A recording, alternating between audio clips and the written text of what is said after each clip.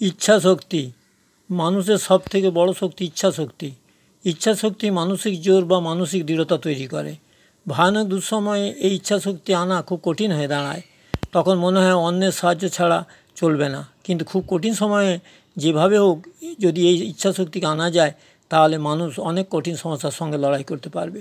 ঈশ্বরের কৃপা বা দয়ায় খুব দুঃসময় বা কঠিন সময়ে এই ইচ্ছা শক্তিকে আমার মধ্যে আনার চেষ্টা করেছি। আমার বাবা মা জানতেন আমি খুব দুর্বল মনের মানুষ। তাদের চিন্তা ছিল আমি কিভাবে আমার স্ত্রী সন্তানদের প্রতিপালন করব। কিন্তু তারা এটাও জানতেন ছোটোবেলা থেকে আমার মান সম্মানটাকে আমি খুব বড় করে দেখি, যার জন্য খুব সমস্যা বা অসুবিধায় পড়লেও নিজের মান সম্মানের কথা ভেবে কারোর কাছ থেকে সাহায্য না নেওয়া, সে আর্থিকই হোক বা শারীরিক। এবং যখন তখন মানুষের কাছ থেকে আর্থিক বা এবং শারীরিক সাহায্য চেয়ে মানুষকে বিব্রত করে নিজের মান সম্মান নষ্ট করা, বরাবর আমি এর বিরোধী ছিলাম। আমার স্ত্রী শ্যামলীও তাই। আমার ছেলে দুটোও সেরকমই হয়েছে।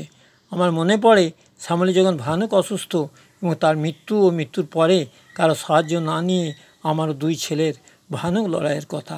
তার মৃত্যুর দিন যখন রাত 11টা, তখন আমিও দুই ছেলে ভেবেছি কারো সাহায্য না পেলে ওই রাতে আমি ও আমার দুই ছেলে যেভাবে হোক শ্যামলীর মৃতদেহ শ্মশানে নিয়ে গিয়ে অন্তিম সংস্কার করে আসব। তবে শেষ পর্যন্ত আমার ভাইরা সাহায্য করার জন্য এগিয়ে এসেছিল।